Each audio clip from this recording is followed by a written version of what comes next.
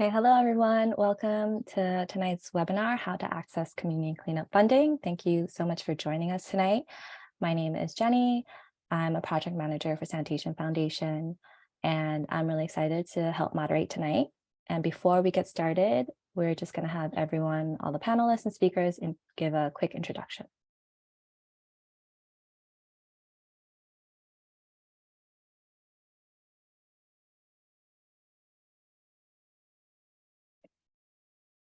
Okay. I can start things off. My name is Catherine Reed. Hello, everyone. Thank you so much for joining us. I manage the volunteer program at the Sanitation Foundation. And I'll hand it over to my colleague, Caroline. And I'm Caroline Tobin, and I lead development and communications for the foundation. And I'll kick it off to Katie. Hi, I'm Katie Savage, and I'm a lead volunteer and outreach associate with the Sanitation Foundation. And I'll kick it off to James. Great, thank you. James Garcia, Director of Community Initiative at NYC Service, and I lead the Cities Love Your Block program. And I'm Katie Gillespie, one of the group leaders for Clean Up Crown Heights. And I'm Alex Bodner, also one of the group leads for Clean Up Crown Heights. My name is Jenny Bantz, and I organize cleanup events in Kensington under Clean Up Kensington. Thank you. And there'll be a slide at the end with everyone's names and organizations in case you want to hear more or get in touch. Okay, so let's get started. So this is tonight's agenda. We're going to start off with a brief overview of the different types of organizations and then go into kind of some tips for when you're applying for grants, some grant opportunities that are out there right now, tools and supply donations, fundraising options, and then pros and cons to being a registered nonprofit, and then wrap up with a quick panel discussion and some questions from you all. I'll pass it on to Catherine now. All right. Hello, everyone. I just wanted to provide a brief introduction to the Sanitation Foundation. We are the official nonprofit partner of the Department of Sanitation. We got our founding in 2016.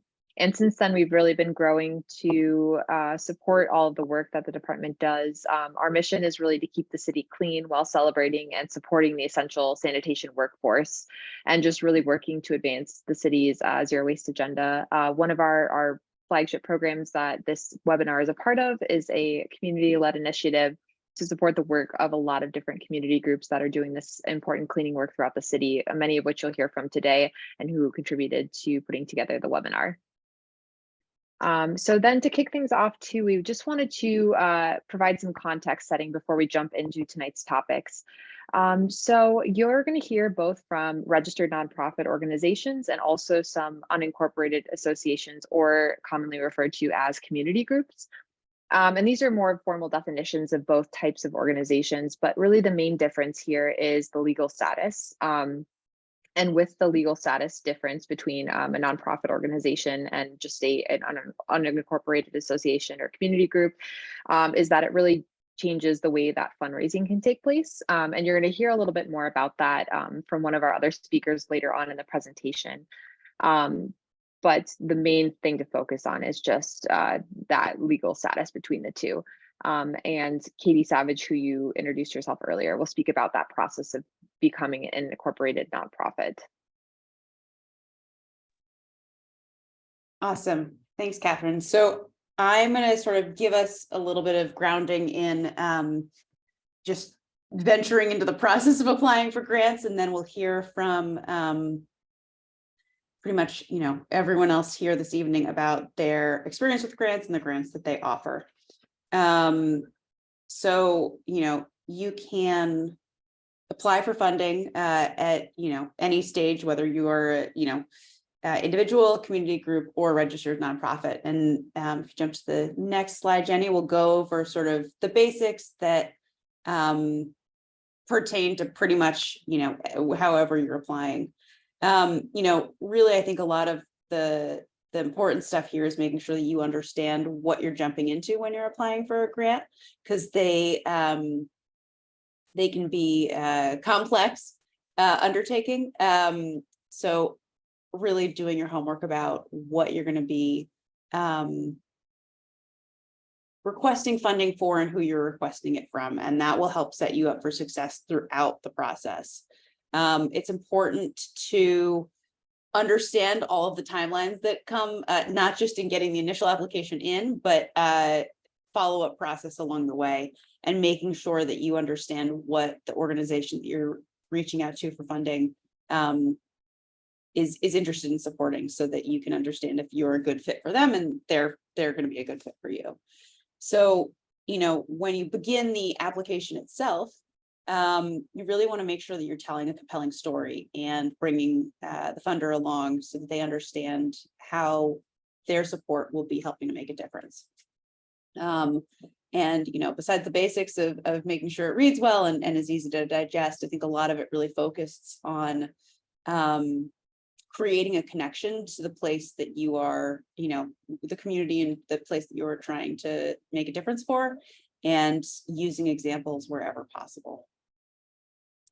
And then, once you hopefully get the grant, and even if you don't, we can jump to the next slide, Jenny.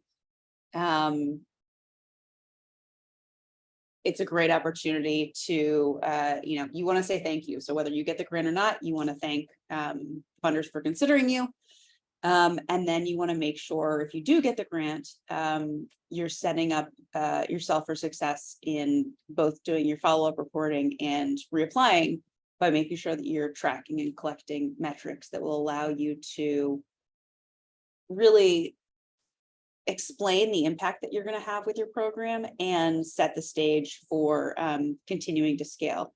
And then, telling an effective story in your follow-up reports to explain what you've learned along the way. I think one of the most important things to think about when you're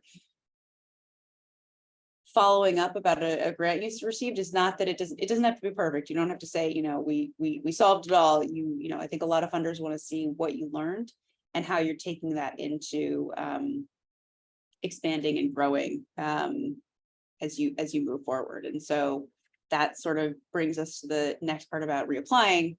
And that really is focused on making sure that you have an opportunity to really tell the story about where you're going to go from here, and build on what you've been able to accomplish with your last grant.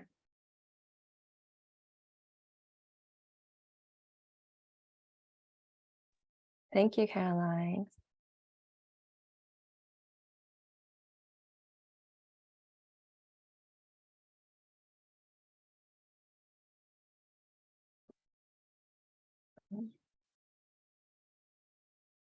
Katie, I think you're up.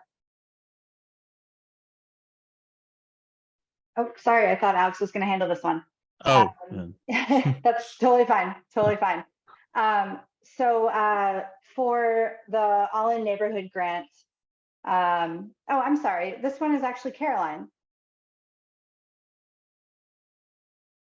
I am happy to take it. So for the Citizens Committee grant, this is one sort of grant opportunity that you can apply for, and a great way to get some additional funding for your programs. These are small grants and are offered 3 times a year. And I think that there's, Katie, you may have some direct experience having applied for it, but it's another great opportunity to get sort of direct support for the programs.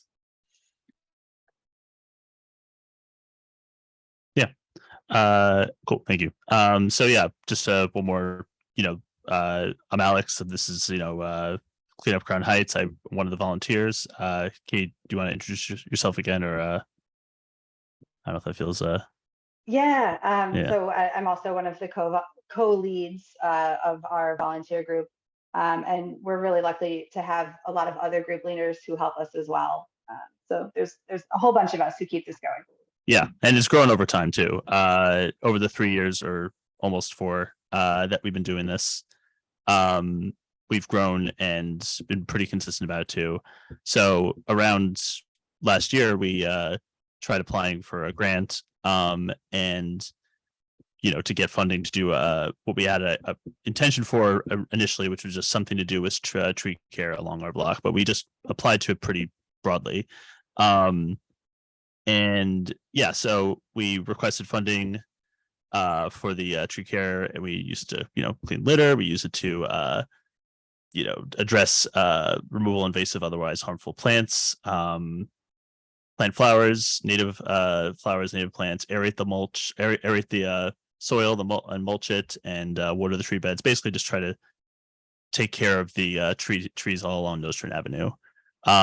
So when we started that, it was a long process. We had to apply pretty early. We applied in November of last year. This is for the most recent grant. We applied November of last year, and we got the award in February, and we just received the funding basically like a week ago. So it takes a long time. So if there's any advice in this, start early and have intentions for something that might be done the year after or something. But with that in mind, yeah, so we went to the efforts of applying for it, which was easy because they let us do it over time, and you can save your progress. When describing what we did, like I said, we had the intention at the time to do something with tree care, so we named that. We wanted something in Crown Heights. We wanted something that is a well-trafficked area, so we chose that. And we also wanted a place that had a lot of community surrounding it, so that we could engage the community and hopefully, and what our intention was, have the community help support us in our efforts. We had to create a budget, which was its own little bit of figuring out what we wanted exactly, because again, we were a sanitation group before we started this first grant program application, so we didn't really have the knowledge about what does it take to take care of a tree in New York City streets. And we had to reach out to some people and got a lot of help from people in my community, in my neighborhood, on my block, and people elsewhere. And then we had to create a short video which can show what we've done, basically have a track record of what we have already done as a community group, and then we can move forward with that. And finally, asking for the details that they had on how we could strengthen our relationship with the community. That's where we came back to, reaching out to different small businesses in the area, handing out flyers, talking to them directly, and basically asking for their support. And a lot of people showed up in that case, and it was really helpful. So I can hand it over to Katie for the next one. Great. So as far as setting up the financials to be able to receive the grant, an EIN was required, and it's really easy to get one on the IRS website. And then there were a few different options on how you could accept the funds. We did opt to set up a bank account for our group so that we could keep our accounting separate and be transparent and make sure there was accountability for how it was being spent. So we did a ton of research because there was really no information given about how to go about that as an unincorporated association.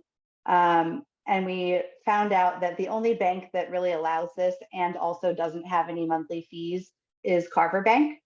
And so that's what we went with. And to open up the account, it was pretty easy. They did require the EIN paperwork. They required 2 sets of meeting minutes, since we don't have any other official organizing documents like you would if you were a 501c3.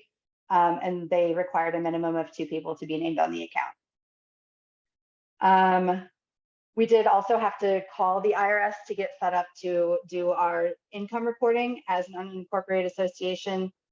We are a nonprofit, but we can't raise over $5,000 in a calendar year, or else we would be required to register as a 501c3. And we are still required to file the Form 990N during tax season in order to maintain that nonprofit exempt status. So that just takes a phone call. And from that point, it took about 4 weeks to get set up to actually file that paperwork. So you want to make sure you do that early. We also did reach out to lots of community groups and local businesses, our local politicians, in order to get additional support to make these events happen, because in the end, we were only awarded 54% of the funding that we had requested in our grant application. So it was kind of back to the drawing board at that point. We either had to downsize our plans and what we were going to accomplish, or find another way to get the support we needed to make it happen. That effort was really successful, between our community partners donating tools and supplies and the dollar value of our volunteer labor. We provided over a 400% match to the value of the grant that we received. For the final reporting, it's definitely important, like it was mentioned earlier, to document everything in your planning process and during the actual events, or whatever it is that you've planned with the grant, and make sure to keep all of your receipts. Before and after photos of the project are really important to show the impact in the community. And we did submit all of that after the fact. We detailed what we accomplished with the grants and information on who we partnered with. And all of that is vital to maintain eligibility so you can apply again in future years. So hopefully that gives you a little bit of insight into the Citizens Committee grant process, and will definitely be available for questions during the Q&A. Thank you, Katie and Alex. And James, I think you are up. Great, thank you so much. Thank you, Catherine, Jenny, and the Sanitation Foundation team for hosting today's webinar. And thank you to everyone who's on today's call. As they mentioned, I'm James Garcia, Director of Community Initiatives here at NYC Service, a division of the Mayor's Office. Our agency launched in 2009, and our sole focus is to promote volunteers and increase civic engagement across the city. Our mission has remained true from the very beginning. We unite New Yorkers in service and together build a culture where New Yorkers can uplift one another and take responsibility for the success of our city. Our vision is provide meaningful access, opportunity, and resources for communities to come together and answer the call to service. So Love Your Block launched in 2009 under the Bloomberg administration. And the purpose of the program is to provide resident-led groups with access to city resources, in addition to microfunding, which this year is $1,000. And the funding helps groups purchase the tools and materials they need to help beautify their block. The program is much bigger than block beautification. It's developing relationships with residents and city officials to strengthen that trust for residents to become these city ambassadors across the city. And again, Love Your Block is a high impact service strategy that connects city agencies with the community residents to help revitalize their neighborhoods one block at a time. And since 2009, Love Your Block grantees have helped revitalize over 21 miles of public space. We've awarded over 400 groups with a $1,000 grant, again, to help strengthen and not only their community by helping to resolve unique challenges in their neighborhoods. Every neighborhood has a unique challenge, but finding those trusted voices that can help communicate that to the city to bring those much needed services. Love Your Block does, again, provide those services, but we want to develop city agency ambassadors. And that's what Love Your Block is really about. And one of the goals and some of the key goals of the program is to strengthen that network of Love Your Block leaders. And again, these are groups that I have identified in those high need communities, those underserved communities that we're trying to reach. And again, we're looking to fund projects that, again, speak to the unique challenges in these communities. We want to educate the network of Love Your Block grantees and residents on the services that the city provides every day. And what's great about the program is that if you're awarded a grant, the services you request, like a speed bump, trash can replacement, mulch, etc., are expedited. Now, anyone can go on 311 and make a request for a tree planting, dead tree removal, street sign, etc. We can all do that today. I have 311 downloaded on my phone. If there's a noise complaint, trust me, I'm the first one on my phone reporting that complaint. But if there's a dead tree, you can go on 311 and make that complaint. But again, as a Love Your Block grantee, these services are expedited because, again, the program is all about creating these city agency ambassadors that are the trusted voices in their community to help create, who develop the goals, objectives, and solutions to beautify their communities. And again, this is really about increasing civic engagement, beautifying communities, and creating city agency ambassadors. As they mentioned, we funded over 400 groups since 2009. Our recent cycle launched a month ago, and we have already awarded 10 groups whose projects will launch mid-July through September. And again, these are groups across all boroughs and communities that have been typically underserved. So again, the program, the next cycle that groups can apply for won't be until 2024, spring of 2024. But this is an opportunity for you to sort of look at the history of Love Your Block, the purpose behind Love Your Block, and how we can continue supporting groups with unique challenges. But I'm here, I'm sure my contact information will be shared. If you have any questions during this presentation or beyond, please feel free to reach out to me. And I'm more than happy to sort of connect you to the appropriate city agency reps to see how we can support your projects. Thank you, James. And we actually do have a question from the audience. Oh, sure. Yeah. Is there a definition of which neighborhoods are high need? If your area is not defined as high need, should you discount this as an opportunity? No, not at all.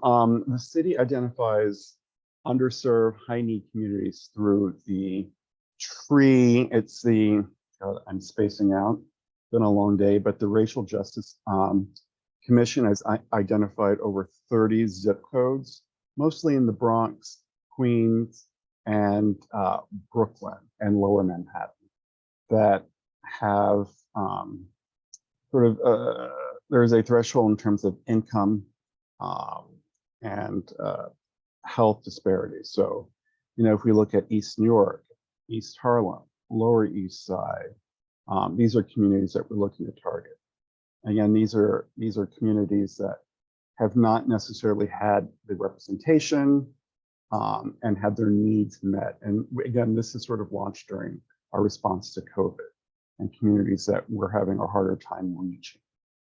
But it doesn't, if your community, your zip code is not in one of these identified neighborhoods, and you can go on nyc.gov and search TRIE, T-R-I-E.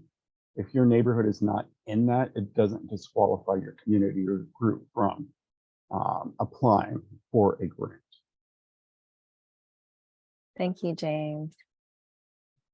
Any other questions? I know that you're all here to find opportunities to fund your projects on street beautification, maybe even expanding your partnership within your communities, and that could be small businesses, elected officials, and maybe collaborating with other community groups in your neighborhood. And we had another question from Ron. Where can one actually apply to Love Your Block? I cannot find a portal or website. Oh, I think Caroline answered actually. So okay, yeah, great. It's if you go into nyc.gov, and I'll put this in the chat box, /service, that'll direct you to our website. Unfortunately, the program application deadline ended a month ago, and we've already selected the 10 awardees for this cycle. But I'm more than happy to talk to you more about this after today's presentation, about the process, because the process for applying doesn't really change year to year. But we can talk about this, or I can talk to anyone about this offline.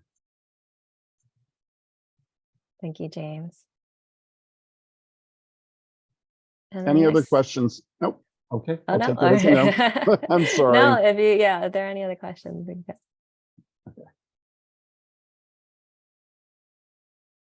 Okay. Otherwise, Catherine, you're up with tool and supply donations. All right. Well, we also wanted to take a few minutes to highlight a couple of other ways that community groups have been able to access the tools that they need to be able to lead their cleanup initiatives. And I will definitely defer to our experts and our community organizers to talk a little bit about what their processes have been. But we did want to take a moment to highlight a couple of grant opportunities that the Sanitation Foundation is offering in terms of tool grants. So Jenny, if you want to hop ahead to the next slide. So we have just launched a micro tool grant program in this last year. And it's made possible by our partners at NYC Service, along with this webinar and everything else. But we have tool grants that we can offer to your community groups, regardless of if you are an incorporated nonprofit partner or just a community group or group of neighbors that are looking to organize and lead some different cleanups. So the first opportunity that we offer is a starter tool grant, which Jenny, you can show on the next slide here. And so with this kit is meant to give you the tools that you need to kind of get your start leading community cleanups. So the kit includes, all the items that are listed on the slide there. And it is available to both new and established community groups. And you can receive one per 12-month period. And we offer these on a rolling basis. So, if you are looking to start some cleanups this summer and you want to use tools through this program, we absolutely have them available. If you're looking to do one-off events, the Department of Sanitation offers a tool loan program, but these tools are meant to act as a complement to that because not everything available through that loan program is available through this tool grants. And we are looking to really reduce some of the reporting requirements or barriers that can be kind of a hindrance to groups that are just getting their start. And so to be able to receive this grant, we just ask that you commit to hosting 3 different volunteer events within that year of you receiving your grants. And then before each of your cleanups, there's a linked application, which again, we'll send out all of this information so you have it. But there's a volunteer cleanup application that is for the Department of Sanitation. And that just alerts them to where the cleanup is taking place so that they can know to come and collect the bags after your cleanup event to make sure those are getting picked up. And then afterwards, we just ask that you submit a post-event survey, and that helps us keep track of all of the different grant cleanups that are happening. It's a really great way for us to be able to kind of share out with the community all the different great work that you are doing throughout the New York City. And we have, we've awarded grants to over 10 groups at this point. So there's a lot of folks that are doing this work day in and day out, and absolutely would be happy to connect anybody to one of the groups that may be operating in your neighborhood as well. And then the second opportunity we have is for more of established cleanup groups. It's very similar. It's a tool grant, but it's a customized kit. So you get up to $300 to spend on a list of different tools that we will send you if you're approved to receive one of these grants. And everything that you see in that photo is available through the grant opportunity. So it's basically like an order list you'll get. The tools include everything from litter pickers and brooms and dustpans to a collapsible wagon. We have some folding tables and many other things that are really useful for cleanup groups. And we were able to source that list of suggested items from some of the groups that you're here from today. So I think the only couple of things that I want to highlight with the established group grants are just that if you receive one of these, you're committing to hosting 6 events in your first year.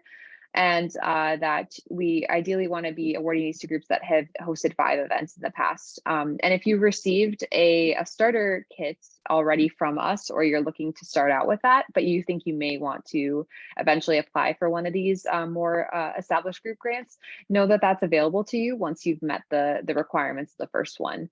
Meaning that once you've hosted your first 3 events with the starter kit, you're eligible to apply for this one. But again, the reporting requirements very similar. We just want to make sure that this is easy for you to be able to participate in this program, and just to provide support to all of the groups that are doing this really important work day in and day out. And if you have any questions about this, you're going to hear from one of the other cleanup groups that's received this award, but we can also spend some more time going over questions for this in the end during the Q&A section, because all 3 of our presenter groups have received this too and can probably speak to this process. And with that, we'll turn it over to Cleanup Kensington. Hi, my name's Jenny, and I'm with Cleanup Kensington. So I think I'm ours is the youngest and most informal probably of the groups here, but I started picking up litter on my own in the mornings around my block. And then I kept meeting folks on my route and hearing from people who were asking if I had a community and really wanted a way to help out. So I'm a little introverted and wasn't sure where to start, but I actually was inspired by the Instagram presence of Cleanup Crown Heights and Litter Legion specifically. So this webinar is like meeting my heroes, and they were kind enough to send me some tips on getting started too. So I just created an account and purchased my own supplies at first and started proposing meetup dates and times for local cleanups, and then pretty immediately through Instagram, I found other sort of like-minded folks, and we were able to partner with a group that's interested in composting called Brooklyn Donates, and then Beautify Brooklyn, which has been doing similar but more diverse kinds of projects in the neighborhood. And then the turning point in terms of fundraising was I attended this one of the webinars that is available and recorded, and folks can watch that one too, about how to create an impactful cleanup event. And so the tool starter micro grant was sort of right at the ideal moment for us. I was a little bit losing steam on self-funding supplies because we had tended to have fewer than 10 people, but then we had 30 people show up one day for one, and I didn't have enough pickers to go around for all the people who wanted them. And so I was ready for, some additional support and also just the connections, which helps with credibility within the community and boosting attendance at the events, I find. And so I found so far it's been, well, I'll say we were approved and it was a really easy process. So thanks to everyone here who's been working on that. And they were also very flexible about my schedule, and I was able to pick up the supplies directly from them in May. And then we just hosted our first cleanup event using that new set of tools and supplies last weekend. And I found it really easy to do the paperwork beforehand. So sanitation was aware, and we had to change the date due to some rain, which was also pretty easy, just over email. The garage actually called me to confirm the event the day before. So I've been really pleased with everything about it. And yeah, also just the green bags are really nice. People respond to them better than the black ones for whatever reason. So that was a pleasant surprise. So that's been our experience so far. And I'm about to fill out the survey for this one and continue on. So the other aspect of our activity that we sort of lucked into, if I'm honest, is just that we had a local cafe where we knew a lot of the people who worked there, and we had been ending our routes at their cafe sometimes, and they would offer people treats, which was fantastic, and they were very supportive because we were often cleaning the block they're on. And so the owner there, I think he generally almost annually runs a road race and fundraises around that. And he just kind of on his own set up a GoFundMe to help us with supply funds, which was fantastic. And so he created all these signs that were in the cafe with QR codes so that people could donate really easily. And we both tried to share info about it on Instagram. I did try to, as other people have said, as Cleanup Crown Heights was saying, I tried to follow up with very specific notes on what those supplies would be that we'd be using the money for, and also ways that we might use it for like multilingual outreach beyond Instagram in printed materials and things like that to bring new people into the events and make sure we're serving lots of different aspects of our community. And then I also set up, it was through GoFundMe, but I set up a separate bank account at that point, and I document each purchase that we make with these funds and keep receipts. But so he initially set it at, I think, $1,000, and he's a hustler. They exceeded it really quickly, and then it kept going, and we ended up having a big amount of money to fund supplies for a couple years. So it's been fantastic. And yeah, I think that's mainly our story. I'm happy to answer questions. Thank you, Jenny. And I see that you have your hand raised. Did you have a question? I do. That's accidental if it was me. Anne from the audience. Sorry, who was just talking right then? Was that you, Jenny? Were you calling out for Ann Terry? Yes, Ann Terry. Yeah. It was actually a question in an earlier an earlier section, and I had also put a question in the chat. So I don't know if it's appropriate now. Okay. You can feel free to ask it if you want.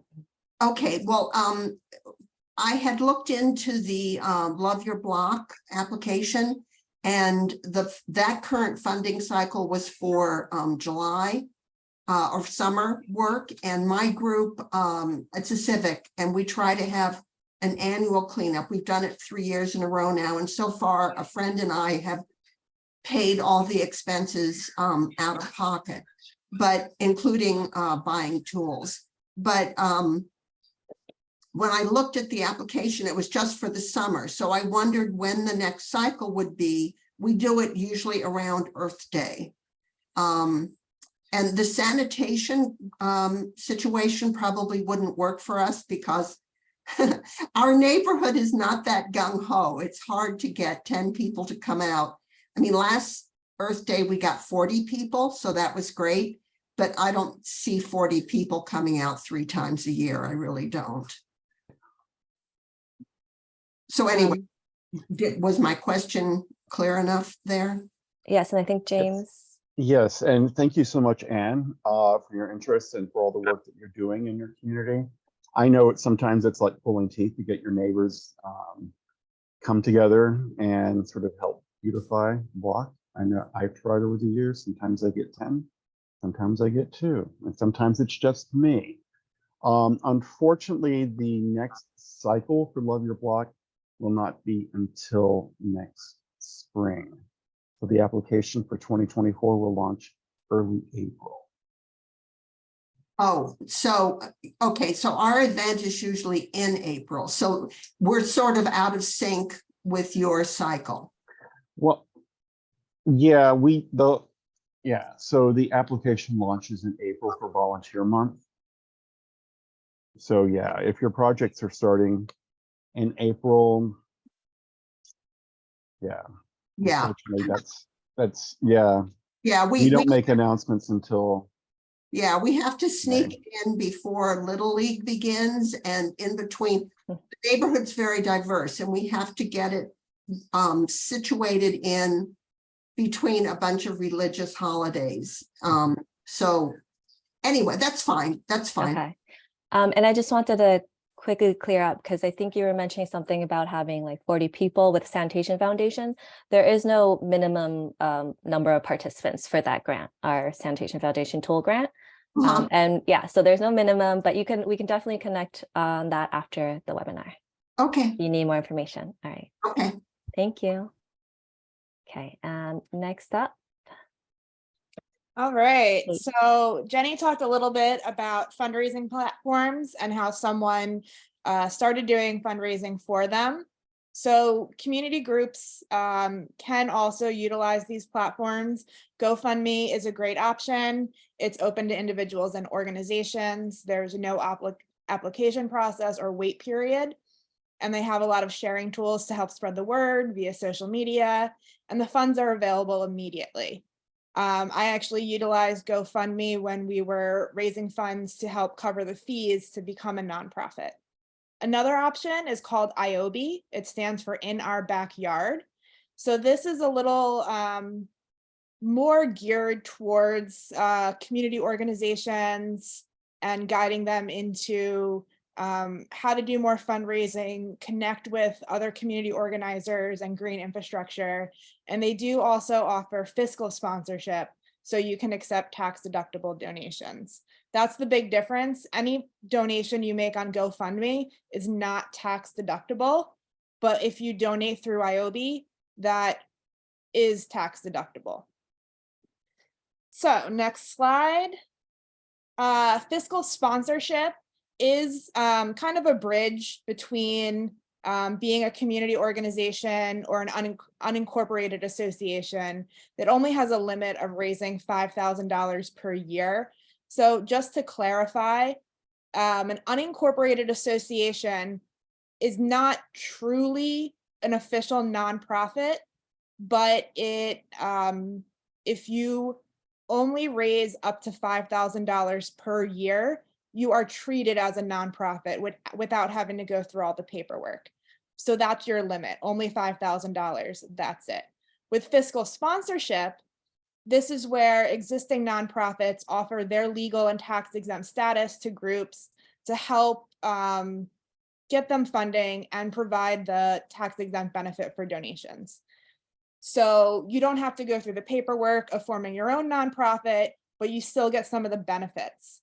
Unfortunately, this does typically come with a fee or a contractual agreement between the two parties.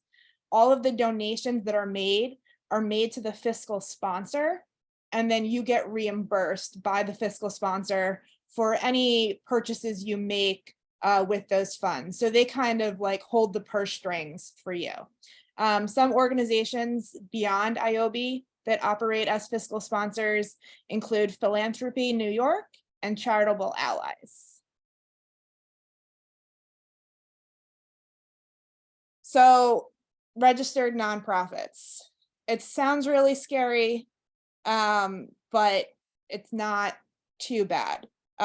New York State has over 100,000 of these registered nonprofits. A lot of them overlap and serve the same missions or in the same areas.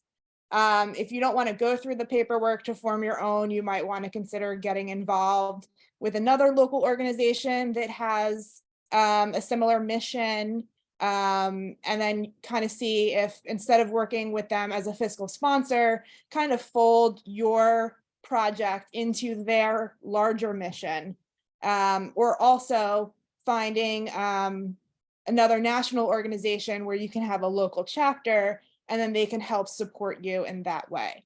So to get started with this process, there's a lot of planning and decision making. You really have to define your mission, find a board of directors, deal with a lot of legal and regulatory requirements, form a nonprofit incorporation.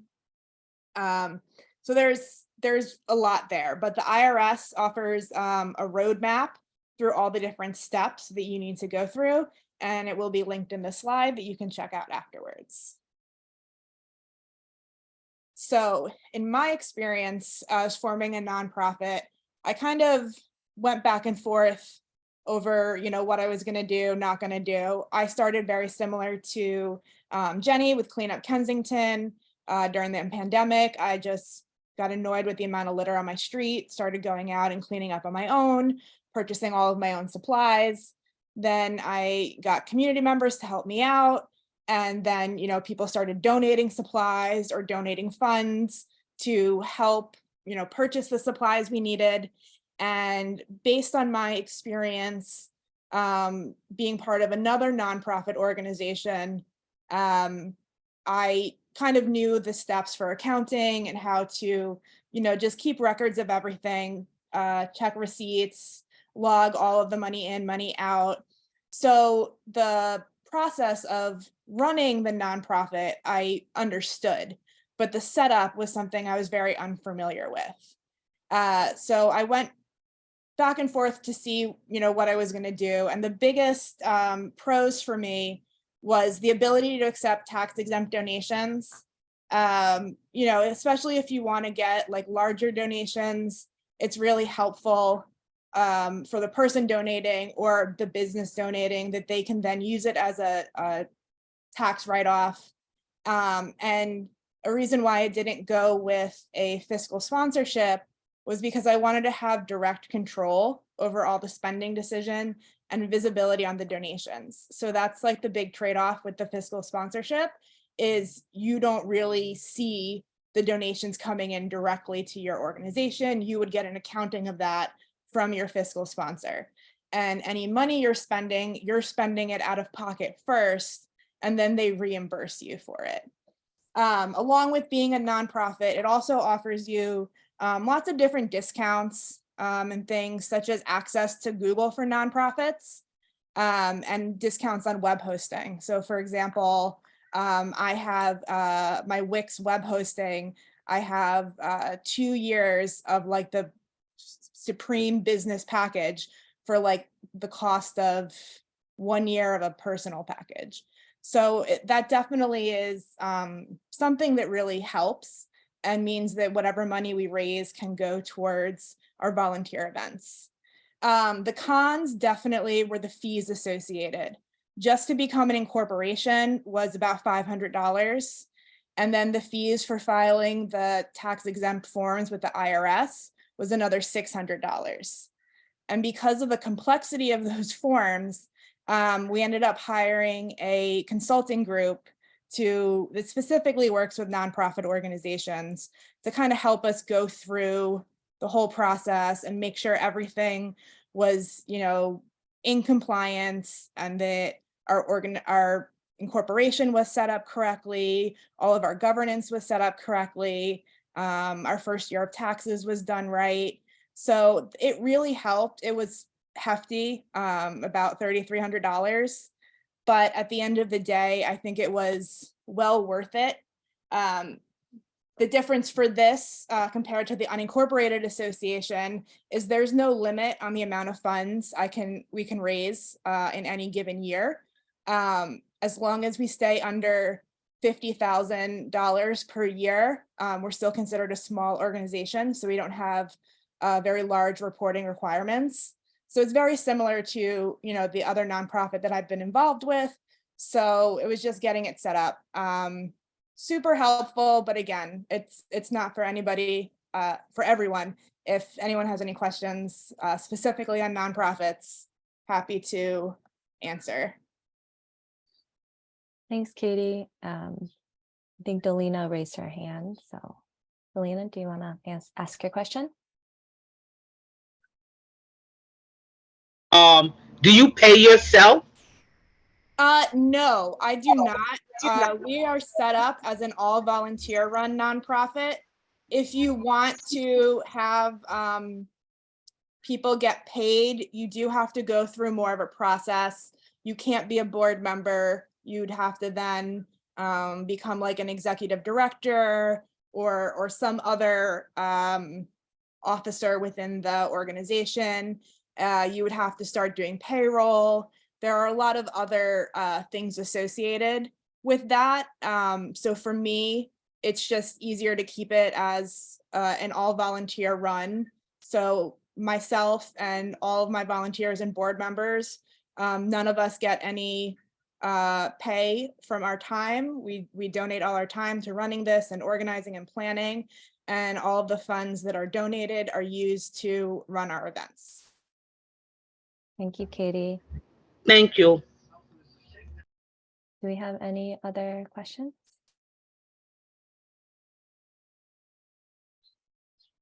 Okay, so that wraps it up and we can head into discussion and questions. So if you guys have any questions for any of our speakers, anything that was discussed tonight, please feel free to put it in Q&A.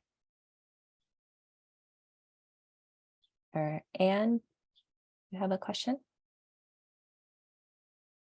Anne Terry?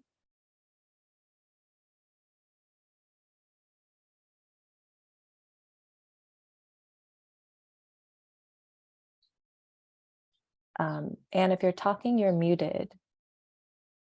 No. Okay. On behalf of my civic, which is the Creedmoor Civic Association in Queens, I put in an application with the Citizens Committee for an All in the Neighborhood grant. And the nice thing about their online portal really is that it holds your information so you can go in and out. That was really helpful. I did I think it was January or February deadline, not the November. But since then, there hasn't been any response in terms of the status. So I wondered how one checks status of an application. And the application was a little tricky because you had to click which congressional district you were in, and ours was not listed because my neighborhood is grouped in, which is in Queens, is grouped in with Nassau County. We cross the border. So it took a bunch of emailing and phone calling to get that added as an option. But at any rate, just the basic question is how to check the status.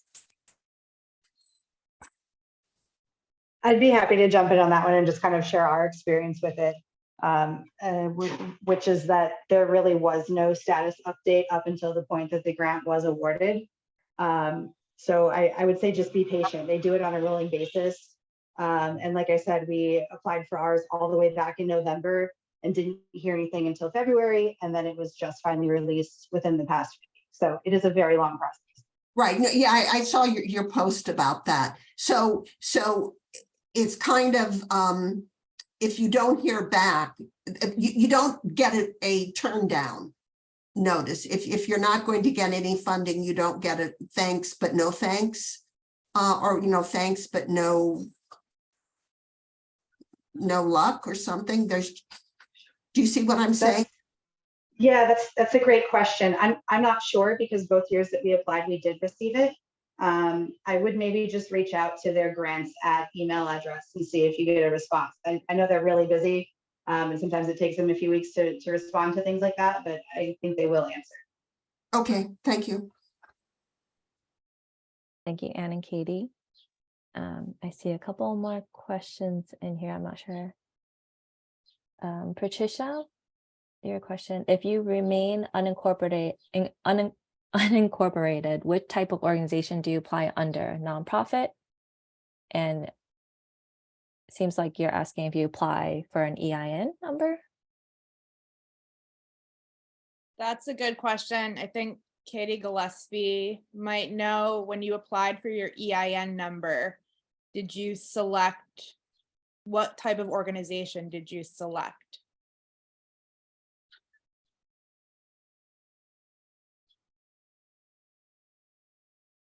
Sorry, my internet cut out for a second. Was that a question for Cleanup Crown Heights? Yeah. I was trying to go back to our paperwork and look to see, and I don't remember offhand. I know that it was kind of complicated to figure out which one was appropriate, but there is an option to apply as an unincorporated association, and it comes down to calling yourself like a neighborhood group or a block association or something along those lines. I can try and dig that up, and feel free to email me if you want a follow-up on that. Okay, thank you, Katie.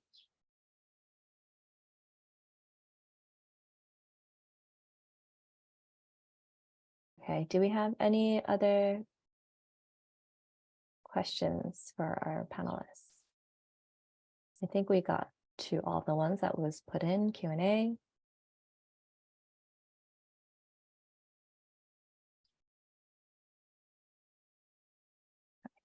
Okay, so if we don't have any more questions, we'll go on to some discussion questions for all our panelists, mainly the community organizers.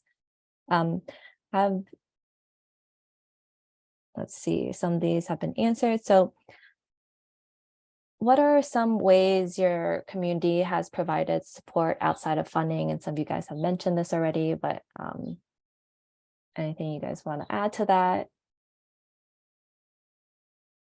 And I think it's been said before, but yeah, I mean, like, on hot summer days, communities have also provided just literally water to us when we're cleaning. That's been very helpful. And some community groups have offered to help us with direct donations and things like that. That's been really helpful as well. Okay, thank you, Alex. Anybody else? I know mainly it was a lot of food or drinks. Has there been other ways that your community has responded to your fundraising efforts or helped out?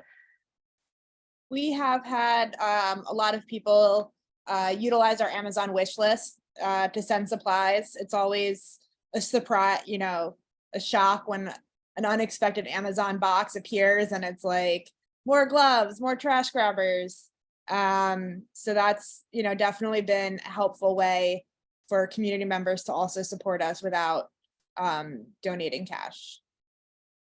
Great, thanks, Katie. And how do you kind of let people know about your Amazon wish list? A lot of it is through social media or our website. I actually forgot that I still had items on the wish list, and then things just started appearing. So that was cool, but we utilized the wish list a lot more before we had our nonprofit status, and we're able to do a lot more cash donations to purchase our own stuff. So just, just putting it out there. Hey, we're running out of trash bags. Hit up our Amazon wish list and help us get more. Social media has really been a great way to connect with the community. Thank you. And this actually just thought of, because someone asked us earlier kind of about budget and what is spent. So what are some things, this is for any of you organizers, that you found really helpful to purchase when you're starting out, and kind of what budget was useful depending on what you were buying? I think for a sanitation group, a sturdy cart probably is the most helpful thing. One thing, I think it's not really much a budget thing, but like one thing that's really been a thing for us to figure out has always been like storage of all the stuff that we get, because this is New York City and not everyone has their own place to store things. That's like, it's such a small space sometimes. It's like with the cart, like we have this like shopping cart, grocery cart thing that's like been reconverted to carry all the supplies, and like we need to figure out where would that go. And fortunately, like I have like a place in storage because I have a brownstone that I live in, as opposed to like an apartment complex. So finding place for that, I guess those are like some of the things that you wouldn't really think of, but they're things to take in consideration if you're doing a sanitation group. I definitely agree with Alex. Storage is a huge part. I was at first very reluctant to purchase a lot of tools because everything lived in my apartment with me and my 2 cats. So I didn't want to be bringing home all these dirty tools all the time. So when I first created my cart, I would obsessively clean everything, including the wheels. Eventually I talked to my landlord and asked if I would be able to store stuff in the basement, which has been really great because unfortunately storage space anywhere in New York City is very expensive, and it's usually not in a convenient residential area. It's very out of the way, and I'm sure most of us don't have vehicles, so that makes it very difficult to get somewhere, pick up your supplies, get back to your community. But I think, reaching out to other community partners, and this is a great way of sourcing things. God forbid you ever have to move and you lose the storage space you have in your current building. What would you do? So having those community partners and knowing people in the neighborhood, knowing businesses, places that may have space for you to store stuff, it just really helps, building those connections in the community, because you never know when they may be able to help you with something unexpected. Thanks, Katie and Alex. Patricia, I see that you have your hand raised. Do you have a question? Actually, my question was about storage, and the last 2 speakers addressed it. It was something that we're concerned about if we do, start applying for these grants, where to store, larger equipment. So Yeah, that's actually, definitely got a challenge.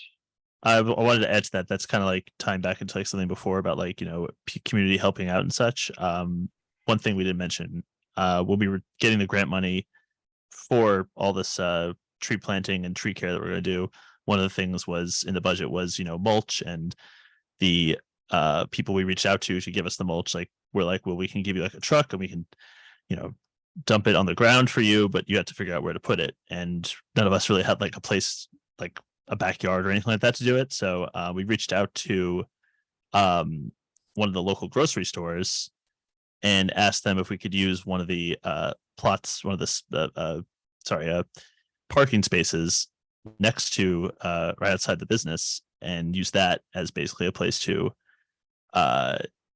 dump all the mulch. And it wasn't just like their approval, we also had to get the approval of like the town and like the local precinct and such to be able to do it.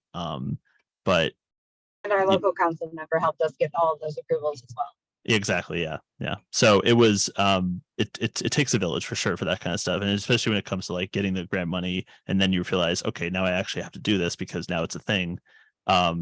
Yeah, like reaching out to the community for help and such was like a big part of why we were able to do what we did.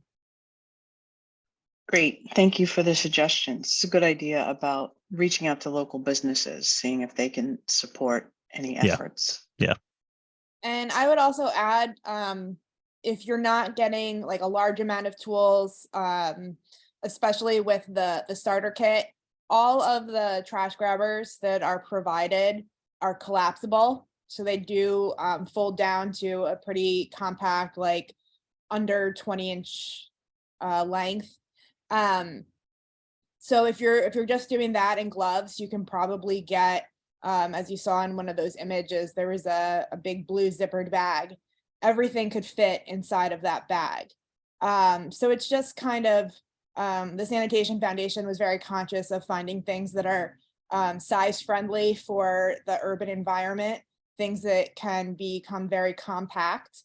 So there are definitely options to maximize the storage by using collapsible tools. I'll just say quickly on carts, we got the cheapest like blue cart when we first started from Home Depot, and it's really noisy and really clunky. And once we had more funding, we were going to get a new one. And then we had some neighbors who were like, but it's so noisy and it draws everybody's attention and everybody sees what we're doing. And they're like, want to ask questions and join in. So it does at least have like vertical storage so we can tuck it in an alley. But yeah, all the cleaning part of it, like wipes to wipe everything down and to clean people's hands afterward and stuff like that is another thing that we hadn't thought about at first. And I'll just jump in to add a few other tips. It leans a little more towards the street tree care side of things, but it kind of goes hand in hand with cleanups and picking up litter and maintaining our neighborhoods. But Big Reuse is a great partner if you're looking for like loaned tools or mulch or anything like that. Their schedule does fill up early, so reach out to them early if you want to plan something. And the other place where you can get equipment loaned to you and a lot of resources is through NYC Parks. I believe, at least the way I went about it, is that I did their street tree care training to become a care captain. And that is super easy. Anybody can attend that. They do it a lot of different times throughout the year.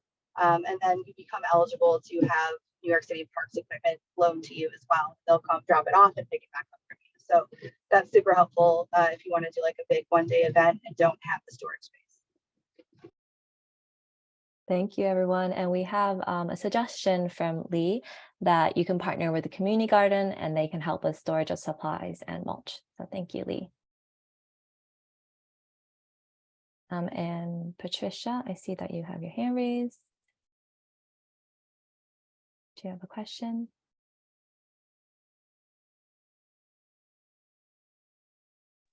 I had asked my question. Sorry, I didn't lower my hand. All right.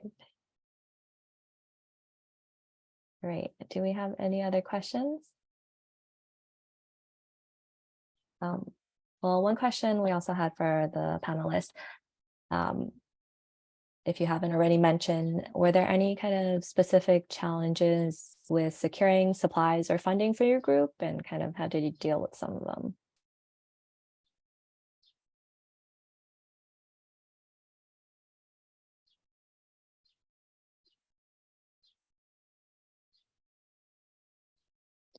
I would say one of the challenges we had initially before we became an incorporation and all of that and were able to open a separate bank account was just figuring out a way to keep the funds separate without opening another personal bank account. So we utilized PayPal and pretty much directed people to donate to us through PayPal. So we had a separate account set up there just as a way to kind of keep the money separate. Anytime I would order something on my personal credit card, I would then reimburse myself from the PayPal. So that was something that was initially a challenge of just figuring out how to responsibly manage the funds before we were an official organization. Thanks, Katie. And same for us at Clean Up Crown Heights. I think really the hardest part of all of this in applying for and receiving a grant has been, figuring out the process with the IRS, what's required of you, and figuring out how to open a bank account. Specifically in our case, a bank account with no fees, because we have no source of funding other than the grant, which is not something we want to be spending on bank fees every month. So I think that the providers of the grants could potentially do a little bit better job of providing this information for folks who don't have any experience in this area, and maybe just provide an FAQ sheet or a tip sheet of which banks in New York City allow this, and how do you go about registering with the IRS to be an unincorporated association. So that was really the hardest thing for us to figure out. It took many months of research to come up with those answers. Thank you, Katie. And we have a question in the Q&A. We're a new group starting to join community cleanups. Are all the fundings accepting new groups? We're a nonprofit community organization. So at least for the Sanitation Foundation Starter Kit Tool Grant, that is for new and established groups. So you don't have to have done a lot of cleanups in the past. And then for the other grants, you just have to look at the requirements and for each individual grant.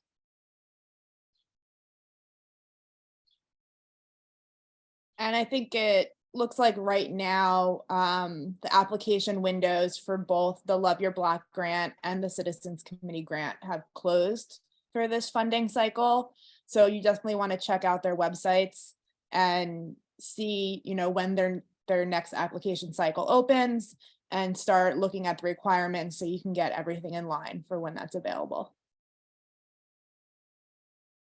Thank you, Katie.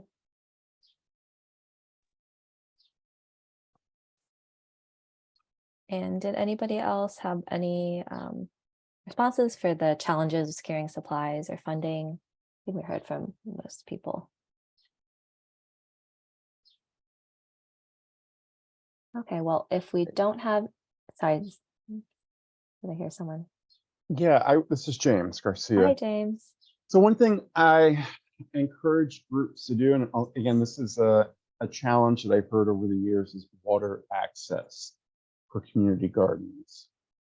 DEP does provide groups with a rain barrel for their community gardens. Again, this is an opportunity for you to catch rainwater, because not everyone has that water access. So what you can do is reach out to your council member to make that request to DEP. And I believe they give up to 3 rain barrels. So again, if you're looking for something that helps your garden, collect water for X, Y, and Z, reach out to your local council member. Thank you, James. And I see, and Terry, you have your hand raised. Did you have a question? Oh, it was just a comment about water access, because with the street trees, our main focus is cleaning up litter and dirt. We don't get street cleaning in our area. So it's not just litter, it's also literally dirt. But for the street care, we take care of about 15 street trees. And it's always scary during droughts about water for the trees. But through the stewardship program, the New York City Park Stewardship Program, and I've gotten training as a tree care captain, you can also be trained to have a hydrant permit. So you apply for a certain footprint where you're allowed within your footprint to open fire hydrants. After your training, you get a kit on how to open the hydrant. And then you can walk, it's just for street trees. It's not for other plantings, but you can that way at least support your street trees with water without having to carry buckets from your own home. So it's a really valuable aspect of the stewardship program through New York City Parks. Great, and thank you for bringing that up. It's true. I'll just add also that some of the local businesses have offered to let us come in and fill watering cans and water buckets when we're doing street tree care with water from their places. Great, thank you, everyone.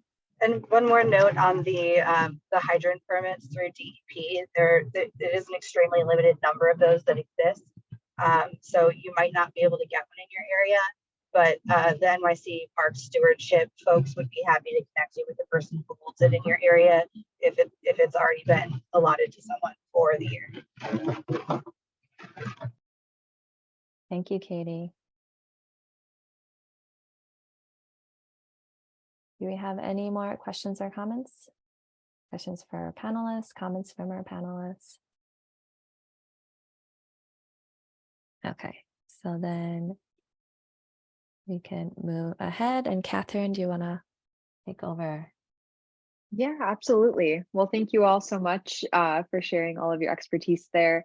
We did want to just take a moment to highlight a couple of public cleanup events we have coming up in several different areas throughout the city. These events are open to anyone that's interested in participating. The first being actually this Saturday, the Sanitation Foundation, in collaboration with the Department of Sanitation, is hosting some community events, one in Queens, and then we also have 2 upcoming ones in Bed-Stuy and in Crown Heights in Brooklyn. And if you are a community group in that area, we would love your help, spreading the word about these events. We would love to have you come and join us and look for opportunities where we can try to elevate the work that you're doing in your local area as well. And then the second opportunity I wanted to highlight was our Bronx Summer Cleanup Series. We just launched this on social media yesterday, so you'll be seeing a lot more about this in the next couple of weeks leading up into it. But this is an event that the Sanitation Department and Sanitation Foundation host in collaboration with a lot of different partners, one of which is the New York Yankees. And so anyone that volunteers at any one of these upcoming events in the Bronx series specifically will receive a voucher for 2 free Yankees tickets. And then the cleanup event that picks up the most litter also wins a VIP Yankees stadium experience too. So keep an eye out for more information about that. If you have any questions about how to get involved, you can always email volunteer@sanitationfoundation.org. And these QR codes that are on your screen will also lead you to the registration page, or you can always, check out our website as well. And then if there's any, briefly before we end, any other opportunities that our panelists wanted to highlight that they're hosting, feel free. Otherwise, I can close us out. I do have an opportunity. The Litter Legion, along with the Trash Project and Nasty New Yorkers, is partnering with Reclaim Pride to provide cleanup support for the Queer Liberation March on Sunday, June 25th at 2 p.m. starting in Foley Square. Basically, what we'll be doing is kind of following the march and mingling in with the march, along with bags and grabbers to pick up any loose trash along the way and provide marchers with a place for them to throw any trash they may be accumulating during the march instead of throwing it on the ground. If you would like to sign up for that, you want to go to reclaimpride.org/volunteer or check us out on Instagram at litter_NYC. Great, thank you so much. All right, so these are all of the different social media handles and some of the different contact information for our panelists today. And as Jenny had mentioned, we'll be sending all this information out as well. So if you don't get a chance to write this all down, no worries. But with that, wanted to say a huge thank you to all of our panelists that spoke with us today. We sincerely appreciate you taking the time out of your evening to share all this information and talk about your experience. Also want to give a shout out to both Jenny and Katie for really taking the lead on putting all of this together and just being a huge help in getting all of the little pieces all set to go with the webinar.